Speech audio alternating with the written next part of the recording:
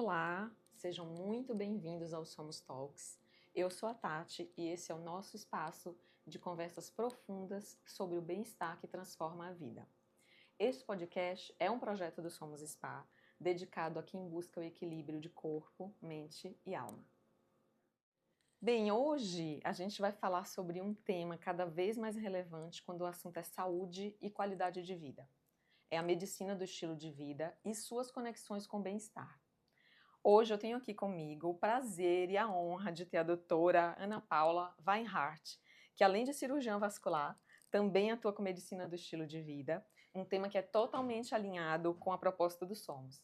Seja muito bem-vinda, Ana. Obrigada, Tati. Estou muito feliz de estar aqui. Obrigada. Eu adoro falar sobre esse tema. É um tema que conversa muito com a minha linha de tratamento, de abordagem dos pacientes. É algo que eu acredito de verdade. Então, estou bem feliz de estar aqui com vocês. Bom, Obrigada por me receber. Gente, é muito fácil chamar a Ana para vir falar sobre isso, porque realmente a gente viu que ela é walk the talk também, tá? A gente já viu que ela realmente pratica e faz o que ela fala e o que ela recomenda. Então é muito fácil e vai ser muito tranquilo a gente falar sobre esse tema aqui. Bom, para começar então, Ana, fala pra gente o que é essa especialidade medicina do estilo de vida. Tá? A medicina do estilo de vida, ela é uma abordagem médica que, diferente da medicina tradicional hoje, que a gente tem uma tendência a reagir à doença, então um paciente chega doente, eu vou medicar, eu vou indicar um procedimento cirúrgico, vou indicar alguma terapia. A medicina do estilo de vida, ela segue uma linha muito mais de prevenção e um olhar para como esse paciente organiza a sua rotina e como ele agrega fatores de proteção ou fatores de risco dentro da sua rotina para que ele seja uma pessoa mais saudável, pensar em longevidade, pensar num envelhecimento mais tranquilo, com mais autonomia, ou quanto mais ele se expõe a fatores que vão propiciar que ele desenvolva a doença. Então, eu diria que a medicina do estilo de vida, ela vem com um olhar muito mais integrado de toda a vida, como esse paciente se comporta nos ambientes de trabalho, nos ambientes familiares, com os amigos, e o que ele faz no sentido de trazer mais saúde ou não para a sua vida. Ana, e por que você acha assim que, não sei, de um tempo para cá, queria até a sua opinião, esse olhar mais integrativo, né? Olhar realmente assim a saúde como realmente um tema, uma abordagem holística, né? Olhar o todo, né? Holística que eu falo é disso, né? De olhar o todo. Por que essa visão mais preventiva, integrativa, ela ganhou força nos últimos tempos? Assim, ao que você atribui isso? Tati, acho que tem vários fatores envolvidos aí. Assim, dos mais diferentes fatores, desde fator comercial, envolvendo financiamento da saúde, os gastos que são exorbitantes para a gente tratar doenças como a doença cardiovascular, que é a maior causa de morte no mundo, é super oneroso para o sistema a gente tratar pacientes com doença cardiovascular instalada ou com câncer, por exemplo. Então, em algum momento, isso precisa, apesar de ser um olhar financeiro, ele precisa olhar para a prevenção e talvez fazer esse movimento. Acho que isso tem sim sua influência. Antes da pandemia, as operadoras de saúde, enfim, o sistema ali já estavam num pensamento mais de verticalização da saúde, no sentido de economizar ou de controle de gastos, justamente porque a gente sabe, né, como médica, que o tratamento médico ele pode atingir valores Exorbitantes, o céu é o limite, limite, não tem né? limite. Dependendo da doença que você está tratando. Então esse olhar precisou ser feito e ele vem numa construção. Também porque as doenças crônicas, diabetes, pressão alta, obesidade, a gente vive uma avalanche disso hoje na atualidade, em função muito do estilo de vida. Então tá todo mundo correndo, todo mundo com pressa, não tem tempo para se exercitar, não tem tempo para fazer um spa, para relaxar, para cuidar, né, para olhar, para se autoconhecer, né, para analisar seus sentimentos e ver como é que estão as emoções, enfim. Então, esse é um outro fator que eu acredito que influenciou muito. Então, essa avalanche de fatores predisponentes, vamos dizer assim, pré-doenças, né?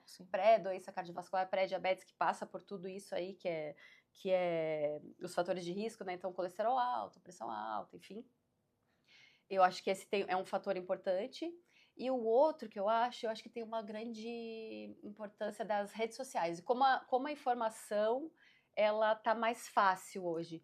Então, Permeia, consegue um alcance isso, maior, tem um né? alcance maior. A gente tem uma geração Z que está entrando aí no mercado de trabalho que tem parece que eles têm uma visão em relação ao trabalho menos como a gente era aquela loucura de vamos produzir, vamos, Tem que né, vamos passar a fazer. noite acordado. É. Não, parece que veio o pessoal mais jovem já está mais nessa toada de tentar um equilíbrio maior entre vida profissional, vida pessoal, e em função como eles estão muito nas redes sociais e essa informação se compartilha de uma forma muito, muito veloz, né, muito rápida, eu acho que esses 3 fatores são os que influenciam mais, mas é possível que a gente encontre mais fatores Com se a gente certeza. pensar aí. Não, eu achei muito legal você falar sobre isso, porque, assim, durante um tempo, inclusive o nosso sistema de saúde no Brasil, né, falando de SUS, fala muito de atenção primária, mas de verdade a gente fica sempre com a dificuldade ali, né, da implantação, da atenção primária, né, que é você se cuidar, e um pouco do próprio paciente se colocar no centro e se colocar como protagonista. Eu tenho que protagonizar minha saúde, não é só alguém que vai vir de fora. Não é ou médico, ou psicólogo, ou plano de saúde, ou, né? Eu acho que também tem um pouco disso, de hoje o paciente ter essas informações, o paciente está cada vez mais informado, claro que tem uma avalanche de fake news também, né? Mas também tem acesso à informação. Então, eu acho que isso também deve pesar um pouco, né, nessa questão, né? Sem dúvida, como você falou agora do SUS, né, da medicina preventiva e tal, eu acho que a gente tem uma questão, talvez no país, que ela seja mais complexa, porque claramente a prevenção de saúde ela vai passar por um processo educativo. Não tem outra alternativa, né? A gente precisa trazer informação e a gente precisa ensinar esse paciente como ele se coloca no centro, como ele vai ter autonomia sobre a sua saúde. E, claro, em algum momento pode ser que ele precise de uma intervenção, alguma medicação, mas tudo aquilo que está dentro da rotina e nas mãos dele para que ele seja uma pessoa mais saudável. E aí, quando a gente pensa em SUS, olha a dificuldade que a gente tem. Porque hoje a gente está num aquário, né? A gente está em São Paulo, né? E é um país continental, né? De Exatamente. dimensões continentais, né? Exatamente. Então, como é que a gente faz essa prevenção de forma assertiva, de forma contundente para as regiões remotas, né? Para as pessoas que não têm saneamento básico. Sim, sim. Não tem saneamento básico. E não Tati. fica longe, né? Porque em São Paulo a gente já tem visto aqui várias regiões que não conseguem ter água. Então, dentro de São Paulo. Então, né? é um problema que precisa, na minha concepção, claro que o perfil de pacientes que a gente atende, o perfil de clientes que você atende, ele é um perfil diferenciado, né? Que tem acesso. Tem acesso à educação, ao nível sociocultural diferente, então talvez com esse público a gente consiga fazer um trabalho de uma forma mais rápida. Mas para a gente pensar isso numa extensão Brasil, ou planeta Terra, tem um trabalho de formiguinha que precisa começar da base. Tem que ter uma laje construída e vai passar por educação. Não que a gente tenha pretensão de fazer isso, mas eu acho que essas pequenas pílulas. Este é um espaço, claro, a gente não tem talvez ainda um alcance grande, mas eu acho que cada vez mais a gente vê iniciativas, influencers, tem uma influencer maravilhosa, depois eu posso até colocar aqui, citar, que ela sempre combate as fake news e fala informações científicas e tal. Então eu acho que também esse alcance, e se cada um, né, cada pouquinho de pessoa que começar a ter essa iniciativa para a educação, acho que isso é bacana também. E se a gente não fala, né, a gente dá espaço para as fake news. As Então, fake news. Quem tem a autoridade para falar, tem informação, tem o conhecimento técnico, precisa se posicionar também, porque aí gera pelo menos um equilíbrio, pelo menos um equilíbrio, né? Pelo menos a dúvida, né? Poxa, será? Essa tá falando isso. Poxa, exatamente. Deixa eu ver. Ana, e assim, falando, né, que a gente falou de tudo isso, né, da visão mais integrativa, da visão mais holística, desse cuidado, né, da visão de prevenção mesmo, da medicina do estilo de vida, como é que você acha que a medicina do estilo de vida pode se conectar com o bem-estar e com as experiências que a gente oferece aqui no Somos, depois de um pouquinho que a gente conversou das terapias, não só das terapias manuais que a gente tem aqui, mas também com as terapias sensoriais e desse espaço mesmo de bem-estar. O que você acha? Como é que isso pode ajudar, auxiliar e fazer parte disso? Tá, para responder a tua pergunta, eu vou começar primeiro explicando quais são os pilares que a gente usa como referência na medicina do estilo de vida. Então, basicamente, a gente vai olhar dentro da rotina do paciente, a forma dele se alimentar, a forma que ele se movimenta, ou se ele movimenta, se faz exercício físico, como é que está o sono desse paciente, como estão as relações interpessoais, como é que ele maneja o estresse na sua rotina e se ele faz uso ou, né, abstinência, enfim, de substâncias tóxicas, cigarro, álcool, enfim, outras drogas. Mais comum cigarro e álcool, mas tudo está envolvido aí, inclusive os psicotrópicos, a medicação para dormir, enfim, estimulantes, né? Tudo isso tem que ser levado em consideração. E aí, quando você me fala, como é que você relaciona isso, né? Vou contar uma história para vocês que é bem interessante. Quando eu estava fazendo pós nos Estados Unidos, eu tive aula com a professora Beth Fratz, que é uma das maiores especialistas de medicina do estilo de vida hoje no planeta Terra. E ela fez uma dinâmica com o grupo. E eu estava achando que eu estava arrasando na medicina do estilo de vida, porque eu fazia atividade física, eu me exercitava, enfim, né? Tava focada nisso. E ela trouxe os pilares e ela começou a falar de sono, de alívio do estresse. E era uma dinâmica que, quando você pontuava, você dava os passinhos para frente, e quando você não estava fazendo do jeito que era teoricamente o indicado ou correto, você ficava parado ou dava os passinhos para trás. Então eu comecei brilhando, né? Atividade física, fazia todo dia, e dando os passinhos, e estava achando que eu estava super MEV, que a gente brinca, que é medicina de estilo de vida. Tô brilhando. Tô brilhando. E aí, quando ela começou a falar de alívio de estresse, relações interpessoais, sono, eu só comecei a andar para trás, gente. Aí eu comecei a olhar aquilo e falei, gente, saúde é muito mais do que eu não estar doente e muito mais do que eu praticar atividade física todo dia. Isso, claro, tem a sua legítima importância, mas como eu me relaciono com as pessoas, o que eu faço com o meu tempo livre, se eu tenho tempo livre de qualidade, como que eu manejo o meu estresse, se eu vou fazer meditação, se eu me reúno com um grupo de amigas. Quer terapia melhor? Sim. Se reunir com um grupo de amigas, fazer um evento aqui no terapêutico, spa, né? Usar o espaço, e de repente uma vai fazer uma massagem, a outra vai fazer uma terapia sensorial, depois se reúne aqui, integra. Gente, isso é saúde, né? Então, eu acho que o spa entra muito aí nesse pilar, que é o manejo do estresse. Eu sei que você também tem terapias aqui que ajudam a pessoa a se relacionar melhor com o sono, a praticar a higiene do sono e melhorar isso. Então, acho que também aqui tem uma super conexão. E eu acho que é por aí. Eu acho que pensaria basicamente em alívio do estresse, sono e conexões pessoais, né? Como criar essas conexões, fazer esses eventos, estar com os amigos, enfim, com a família. Tempo de qualidade e relaxamento. Ai, que ótimo. A Ana poderia ter sido a nossa consultora, porque ela falou exatamente tudo que a gente pensa. E aí, Ana, assim, até eu acabo não falando isso muito, eu sou infectologista, né? Mas eu fiz uma outra especialização também, que foi cuidados paliativos. E, na verdade, depois dos cuidados paliativos, né, depois dessa pós, eu comecei a ter esse olhar também, não que a gente não tivesse, né, que a gente tem um olhar de cuidado, mas tecnicamente a gente é treinado para essa coisa, né, para tratar a doença. E aí, quando a gente vai mergulhando, né, na questão do bem-estar, das dimensões do bem-estar, né, que a dimensão da dor, né, que foi aí que os cuidados paliativos entraram, que é a dimensão da dor física, a dor psicológica, a dor espiritual, a dor financeira, a dor social. Então, esse processo todo, né, de todas as dores, né, que aí compõem o ser humano, que é isso. A gente precisa de comunidade, a gente precisa socializar, a gente precisa tirar um tempo para a gente, sim, né, se cuidar. Então, eu acho que isso é muito complementar aqui tudo que você falou. Claro que o spa ele não tem essa autoridade nem a pretensão de cuidar do todo, não, tanto que a gente não fala de cura, né? A gente fala de se cuidar, de cuidado, de bem-estar, de criar insights, né? E que também a gente tenha esse espaço com a comunidade, como Somos Talks, como as rodas de conversa que a gente tem aqui, como os artigos no blog. E eu li recentemente, estava conversando isso com a Luísa, que é minha filha e sócia aqui, de falar sobre isso, né? De saúde, que a gente estava falando sobre atividade física, sobre alimentação, e a gente lá contando proteína, contando não sei o quê, colocando no aplicativo. E a gente falou assim, eu li um negócio que é isso que a Ana estava falando, que o estresse crônico, ele pode piorar e colocar a gente passos atrás, mesmo que a gente esteja fazendo tudo isso, né, olhando, nossa, estou super saudável, mas que esse estresse crônico, ele pode colocar tudo a perder, né? Claro, Então, sem dúvida. Exatamente, porque o ser humano, o indivíduo, ele não é uma parte, né, da vida.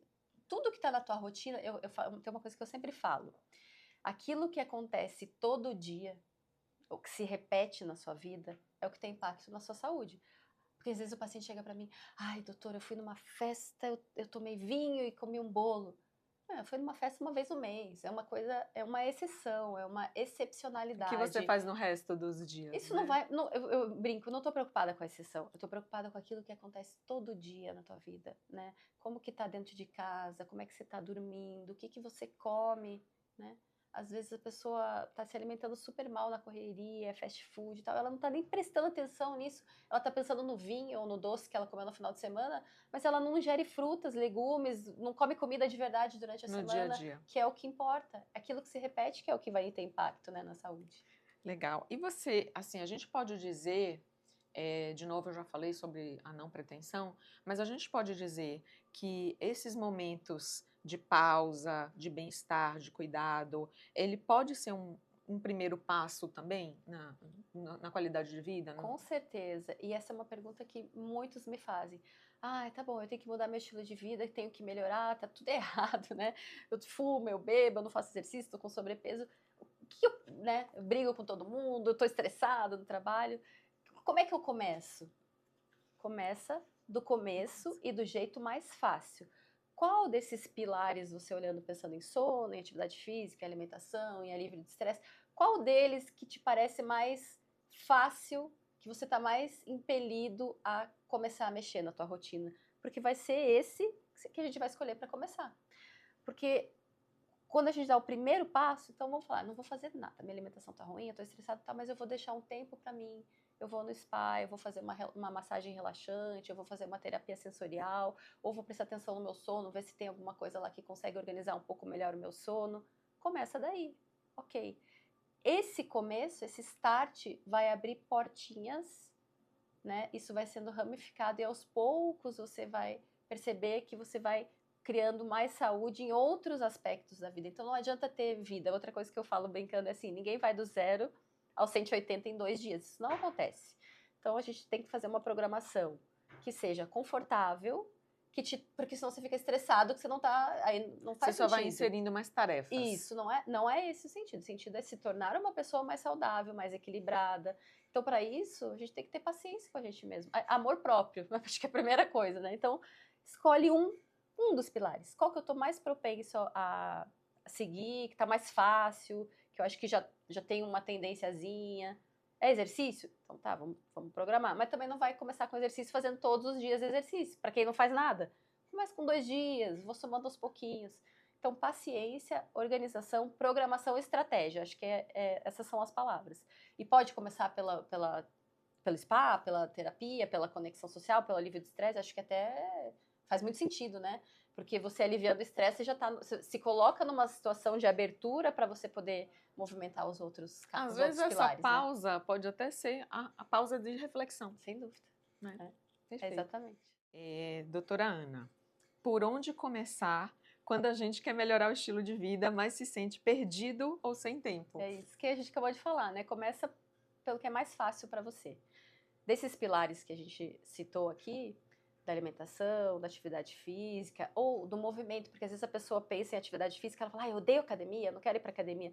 Não é atividade física somente ir para academia. Qualquer movimento que você acrescenta na sua vida. Eu não faço nada, eu vou passear com o cachorro, já somou alguma coisa. Eu não faço nada, eu vou a pé e volto até a padaria, até o mercado. Acrescentar pequenos movimentos na tua rotina já vai somar como atividade física para quem está sedentário, entende? Sim. Então, assim, escolhe aquilo que te parece mais confortável, mais fácil de você aderir e pensa não em intensidade. Não é fazer aquilo de uma forma intensa e exaustiva. Não é isso. Pensa em consistência. Pensa em fazer alguma coisa que você vai conseguir repetir por um longo período de uma forma confortável. Acho que essa é a maior estratégia. Bacana. E, gente, fiquem ligados aí com aquela parceria que a gente fez com o Ser em Sintonia do Movimento Consciente, tá? Os vídeos da Vanessa, da nossa profissional de educação física aí. Ana, agora vamos lá para estratégias práticas, gente. Vamos lá. Que é isso que a gente precisa, alguma coisa para dar um insight na gente, um empurrãozinho, assim. Se você pudesse dar 3 orientações, assim, simples, para começar hoje. Nossa, doutora Ana, eu estou exatamente assim. Eu estou perdida, eu tenho muita coisa para mudar e aí eu fico procrastinando porque é muita coisa. Então, assim, por onde eu posso começar? Eu pensaria naquela mesma linha de raciocínio que o que se repete, o que acontece muitas vezes na nossa rotina é o que mais tem impacto na saúde. Eu pensaria, primeira coisa, em alimentação. Então, e assim, quando eu penso em alimentação, não é cortar coisas, é acrescentar coisas. Porque o que eu vejo de paciente que não come comida de verdade, não come fruta, não come verdura, não come legumes, não come grãos integrais, não come castanhas, não come, não existe isso no armário, na casa, acho que se colocar na frente não sabe nem o que é. Então eu pensaria na alimentação, porque é algo que acontece todo dia, E a gente precisa para precisa, sobreviver, né? É aquilo que a gente está fazendo para nutrir o nosso corpo de forma mais imediata, então eu pensaria nisso.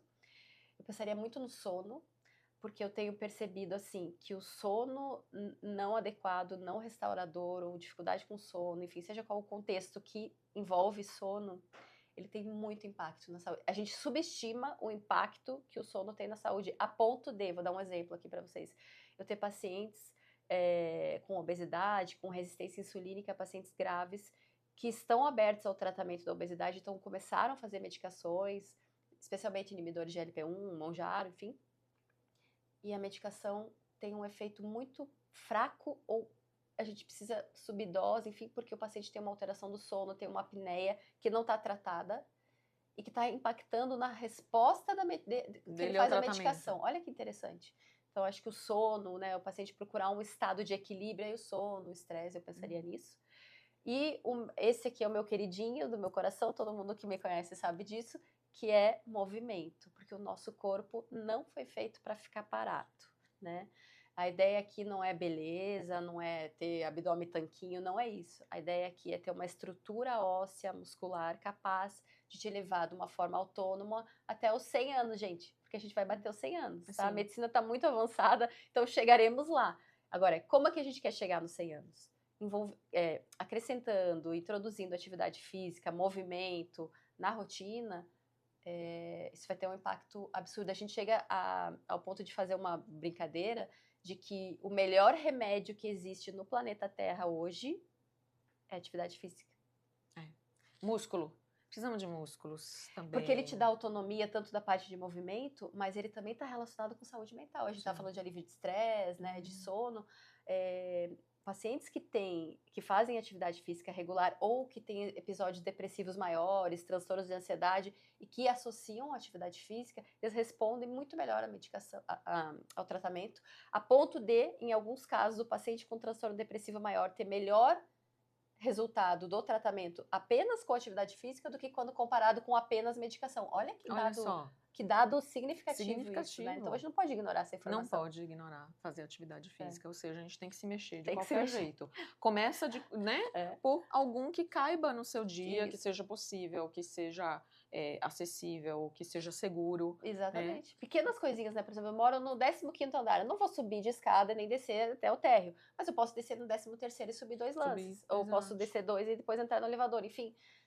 Pequenas mudanças, né, que... Sai do zero, né? Sai da inércia. Sai da inércia, né? E o que você acha que é o erro mais constante, assim, que você vê até na sua prática, assim? O que é o erro mais comum que você vê acontecendo, assim? Eu acho que... Eu vou voltar aqui no tema da alimentação também. Porque, primeiro que tem muita informação e as informações se misturam. Então, tem informação de qualidade, mas tem muita informação que não é bem isso. Então, acho que os pacientes que estão se propondo a mudar a alimentação, enfim, precisam procurar profissionais e fontes seguras. Às vezes a gente vê, e tem muito marketing, né, em função produto, muita proteína, zero gordura, zero, né, e a gente acaba dando, o paciente acaba dando preferência para industrializados, achando que ele está super acertando porque tem mais proteína, tem menos gordura e tal, e ele opta por um industrializado em vez de uma comida natural, uma comida que a gente encontra na natureza. E, gente, sempre que a gente escolher por um industrializado, a gente vai estar perdendo. Sempre.